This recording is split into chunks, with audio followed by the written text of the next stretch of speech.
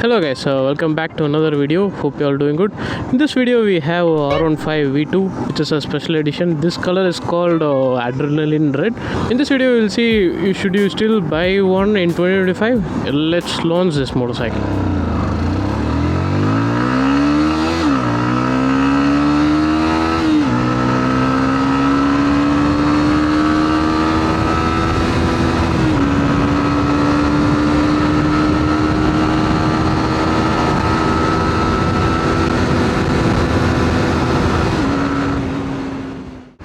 This motorcycle got launched back in 2011 and got discontinued in 2018.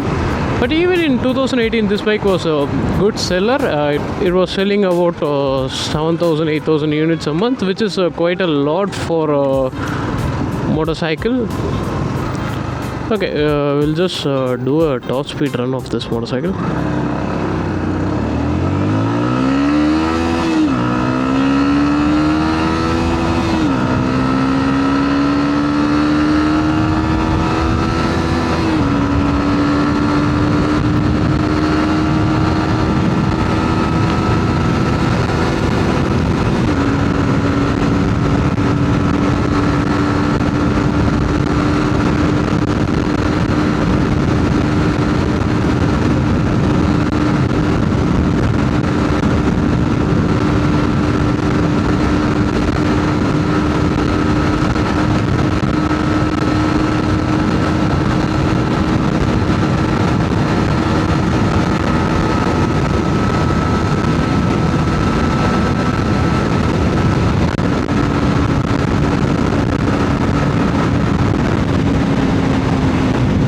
And I don't think it will do any further.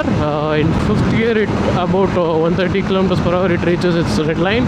6th is a tall gear and it's very tall. It obviously cannot go any further than that.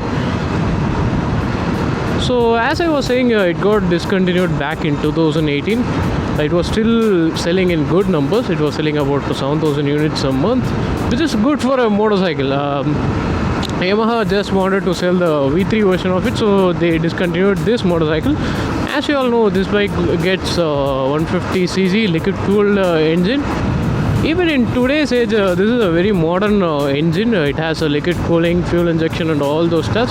So it's a very well equipped motorcycle still now. So if you are a new rider or want to get your first used sports bike, this is still a great bike. In this video we'll see why you should still get a R15 V2 in 2025. So let's get into the video. The first reason why you should get R15 V2 is the engine. The engine is butter smooth and it is a fuel injected engine which produces 16 horsepower and 50 Nm of torque, which is like 2 horsepower less than V3, but it doesn't have the VVA technology and all those stuff. It still produces class leading torque and power figures. So this motorcycle's engine is very linear and has great mid-end and top end. Top end is where it shines a lot, and it is very drivable as well. One thing that is better than V3 is that its reliability. In V3 there were some parts failing, but V2 there is no such issue. So the reliability of this motor is extremely good.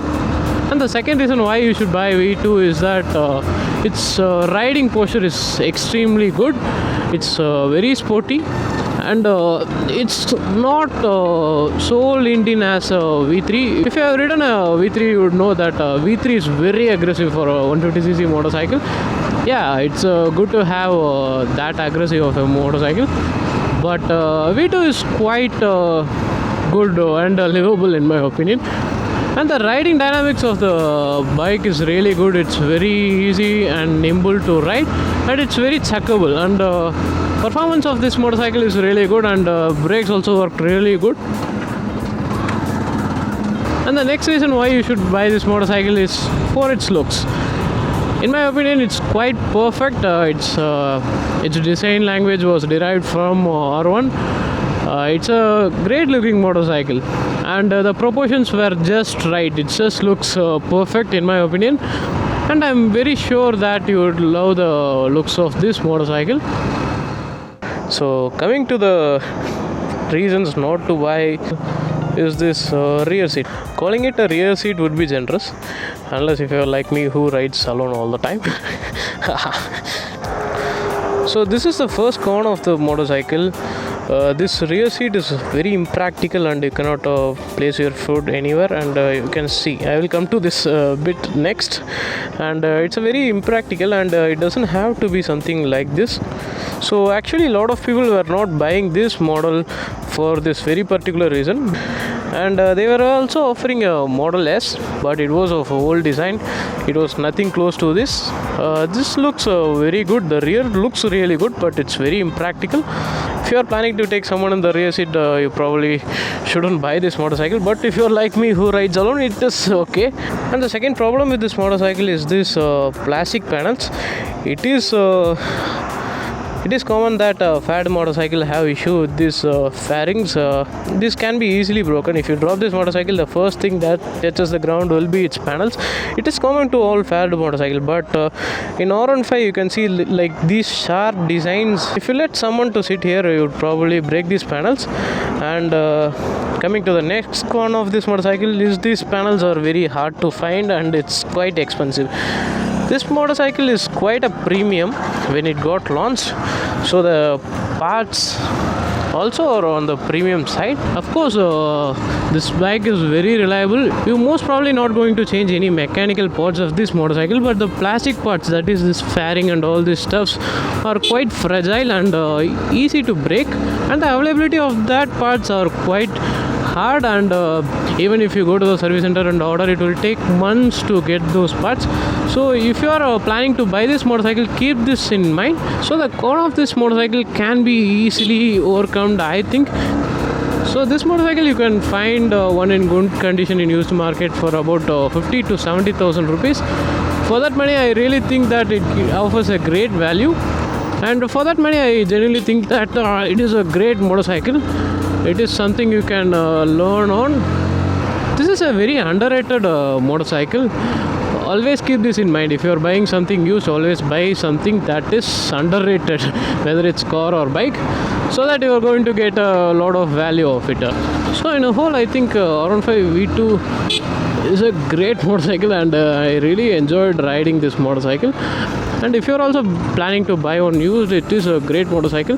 Only keep in mind those three cons that I have mentioned. One is pillion seat, second is the panels, and the third is the parts availability, and it's quite expensive as well. Other than this, I don't see much of an issue from this motorcycle. In forums also, people are quite happy with its reliability and other stuffs. R15 V3 is not the same in this case. Usually Yamaha motorcycles are known for its reliability, but V3 has some cost cuttings. Due to that, it's not very reliable, especially the engine parts of the V3 are failing, camshafts and few other things. But the motorcycle is extracting a lot of power from its 150cc. It's expected that some parts might prematurely fail. My favorite category of motorcycle is sports motorcycle, that too fully fat motorcycle. There's something like R15, which is not so common nowadays. Nowadays people are leaning towards mid-sized cruisers, but nothing can come close to the feel that sports motorcycle offers. So that's it for this video, guys. Hope you guys like it. See you in the next video. Bye bye.